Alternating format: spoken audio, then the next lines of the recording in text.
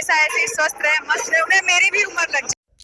दोस्तों power star जो है पवन सिंह सुपरस्टार जो भोजपुरी के कलाकार हैं, जो पावर जिसका पास है दिल है वो पवन सिंह है। तो देखिए उसके बड़े बड़े हस्तियां जो पावर स्टार के जो है इस प्रोग्राम में आ रखे हैं, जो है एकदम एक पर एक प्रकार के जो है जो है फेमस जो है कलाकार सब जो है काजल राघवानी पावर स्टार सुपरस्टार जो है इस प्रोग्राम में जो है पावर स्टार के जो है बड़ी बड़ी हस्तियां आ रखे हैं। तो दोस्तों देखिए आप लोग, और दोस्तों आपको हमारे इस वीडियो को जो है देखने में मज़ा आए आनंद आए तो एक सब्सक्राइब जरूर कीजिए, कमेंट्स करिए, जिससे नई नई प्रकार के वीडियो आपको मैं देता रहूँगा। देखिए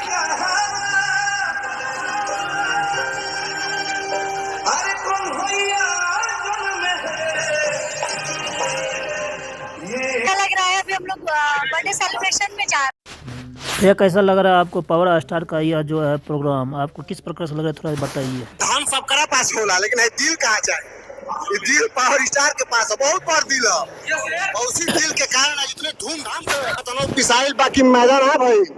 अब पवन सिंह के केहू बजा दे बाजा, ऐसा केहू माई के लाल ब्रह्मांड में पैदा ना भाई।